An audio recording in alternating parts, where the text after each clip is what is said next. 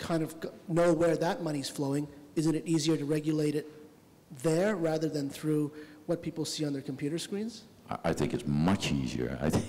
I think the problem lies with the fact that the regulators, then have to start, questioning, if I am, again, I take the example, as if I was an American, let's say Bob, basically says, okay, I really like Macau and I'll come back at least once a year in Macau, I'll open up an account. It becomes a very complicated question for the US government to basically say, Bob, very nice, you have some money, you all, paid your taxes over it, etc., and you just, leave it in Macau on your last visit, but you're still doing something illegal? It's kind of a difficult question, I believe. Well, you've got, most of your, major banks are throughout the world, and as a result, they've got to comply not only, with the European requirements on tracing funds, but also the U.S. requirements. So you have, at least in the major banks, and of course the major credit card companies, they are already forced to comply with transparency regulations about knowing your customer and knowing where the money comes from. Just to clarify, Armin's example of opening an account with Win is obviously the gaming operators in Macau under their concession terms are prohibited to conduct any online activities. So you would not be able to open an account with any of the casinos in Macau and use that account for online gaming purposes. But obviously you could open an account in any bank in Macau and use it for that purpose. Any more questions, please?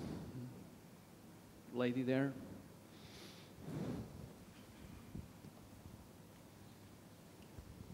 Hi, Magdalena from Net Entertainment. So I have a couple of questions. The first one is about China in specific. So how soon do you foresee that market opening up from an iGaming perspective? And then to kind of go on top of that question, currently, as it stands now, and obviously there are some people playing online gaming already in China, how illegal is it? I mean, if you get caught, playing online, I mean, what penalties are you facing, if any? And then after those two questions, I have one more, if that's okay. I'll go on let's say, your first part of the question. I'll leave it to Louis to the second part.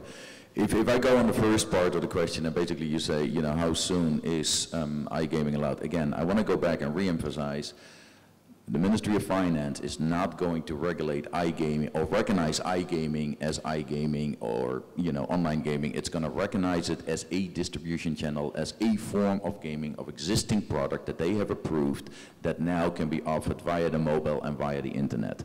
So it will not be possible to come up with games or to have games, international games, whatever, beam them back into China and basically say, I can go back to any of either sports welfare and I can basically ask for, permission to run these games, because the Ministry of Welfare will definitely not approve those games at this stage. They will absolutely control the content today for the next foreseeable future.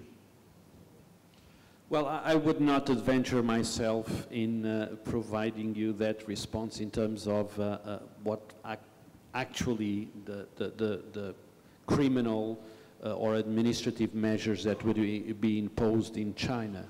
What I can tell you is that, and from my research, what happens is a PRC citizen might be liable for administrative measures that may include a fine or even brief imprisonment if there is ice taking or if there are serious cases of placing bets on internet gaming platforms.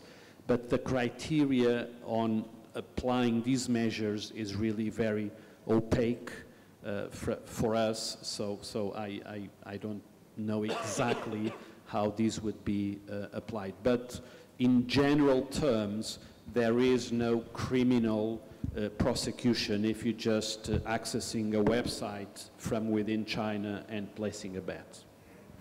Thank you. So just one final question.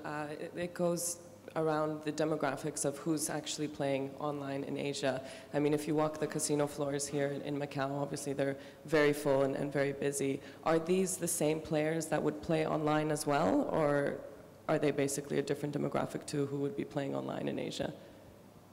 If anyone could address that. It is a difficult question because, you know, it's not as let's say, out in the open. Yes or no. Let's say of all the players, I personally make a very, you know, unscientific statement that it's less than 25% that would be the same that would be the player that would also go online. I'd say that most of the people that go online are either limited or not, or prohibited or not allowed, let's say, to travel to Macau or to the casinos, or don't have the opportunity. As a result, you know, use the online environment, but it's a lot of the younger people. So the smaller play in the more skill-based popular games, card games, being it poker, blackjack, etc., they're definitely a younger generation, a different player than what you see in the casinos today. We'll just take one more question to finalize. Did you have a question?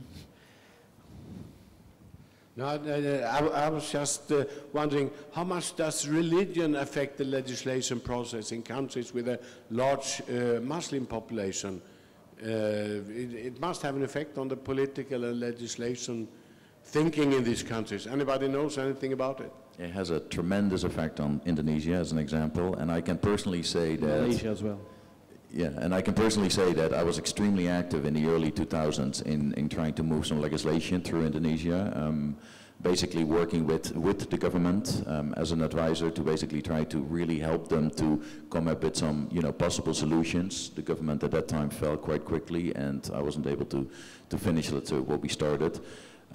My argument towards a lot of the Muslim nations is that actually gaming in social gambling and social gaming in Muslim countries is quite intense, which is quite interesting. I mean, it's not necessarily hardcore gaming, but it's the social gambling that's really, really strong. I know of a company in Saudi Arabia that has a tremendous lock on the market that makes an enormous, and it's a really well-run company that has an enormous influence over, let's say, the gaming scene in Saudi Arabia. And of all countries in the world, wouldn't we think that it doesn't happen there? Well, it actually does, quite a bit.